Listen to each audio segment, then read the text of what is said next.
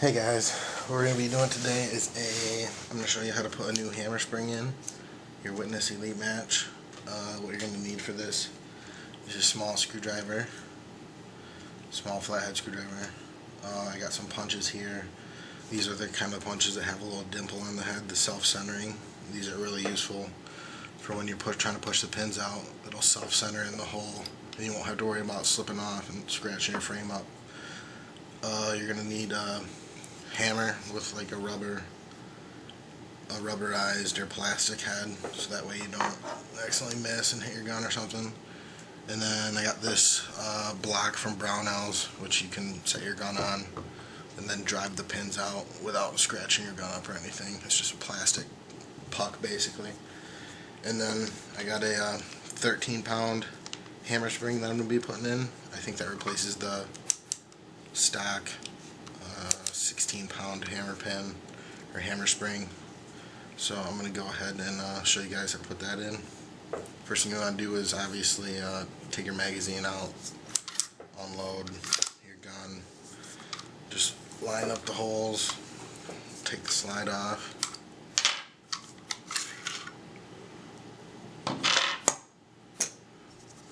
And then what first thing we're going to do is take off the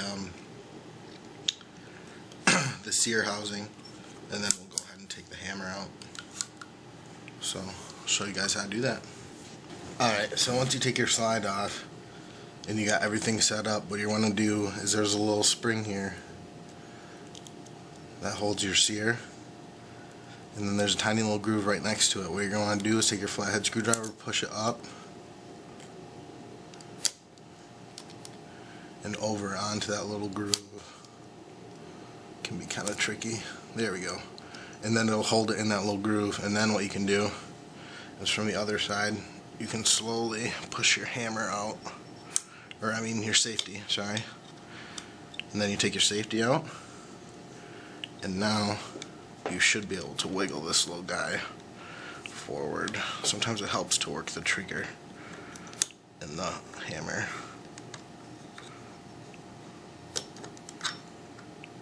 To that. Now you got your Sear housing out.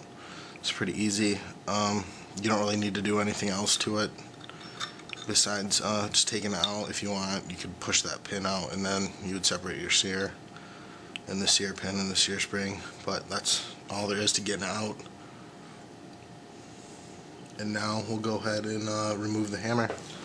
Alright, so now that we got the Sear housing out, what we're going to do is go ahead and drive out the hammer pin, which holds the hammer spring, hammer strut in. Go ahead and put it on a block here. Put our punch on the hammer pin and go ahead and pound that out.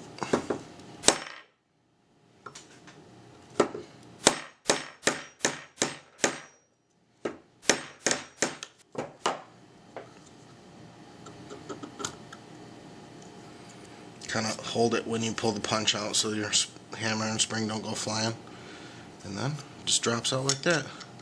I didn't drive the punch all the way out, so that way it's already lined up when I gotta put it back in. But this is the hammer strut right here, hammer strut pin, and then this is a stock hammer spring. And then this new one I got from Wolf, from Henning Wahlgren's site. Henning Shoot Guns is pretty much the best place to get all your stuff. This is actually a 13-pound spring.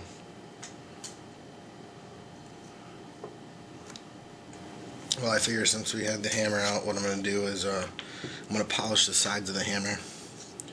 So it's got a nice shiny silver mirror finish to give the hammer kind of a two-tone look. Leave the rest of it black, but the sides polished. I did that on my Taurus PT100. It looks pretty sweet. So what I got here is a piece of high grit wet dry sandpaper, and then I just put down a little bit of gun oil on the sandpaper. Put it on a flat surface. You can use like a block of wood or whatever. I'm just using my table, and then you just lay it flat. sand it.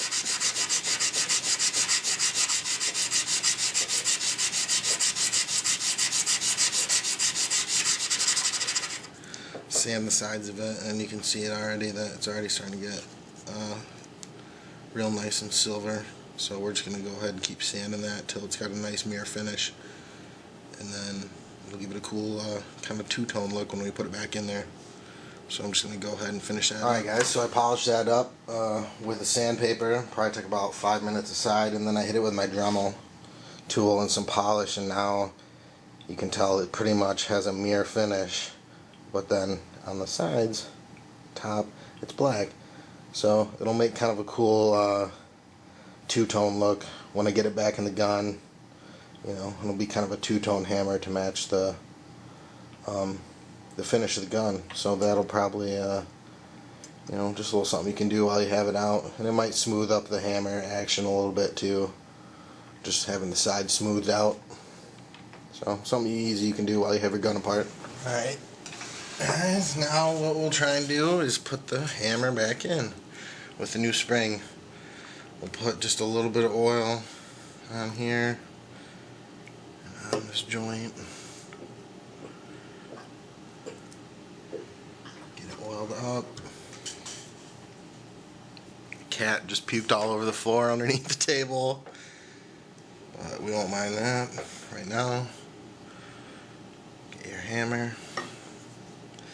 I drove the pin right to the edge of the inside here, so it won't have to go very far, because we're going to have to try and put this in and hold the hammer down while we drive the pin through, which is probably going to be pretty fun. Try and hold it here while we drive the pin through and compress the spring. So try and line that up. Alright, here's what we're going to do.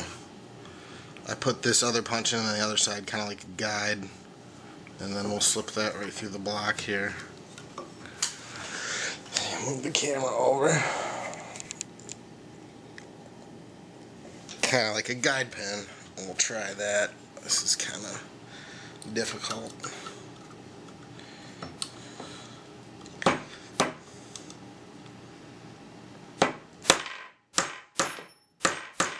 There we go.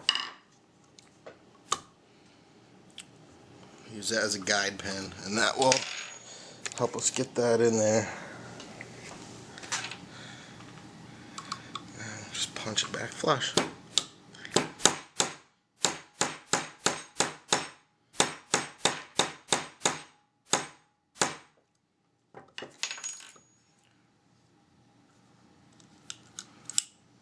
There we go.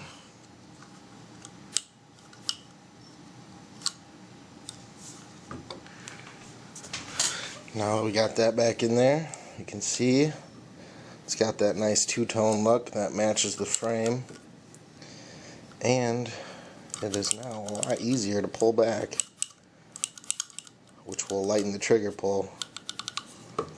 So we'll go ahead and put the sear housing back in, and then we should be pretty much done. Alright, now we're just going to put the sear housing back in there. Pretty much all you have to do is take it, drop it in there, and push it back. A little bit of wiggling.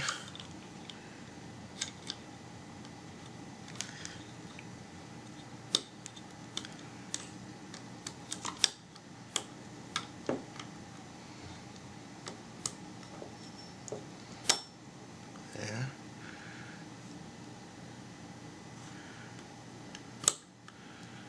That in there now, and now you just slide your safety right here back through the hole, kind of wiggle it around.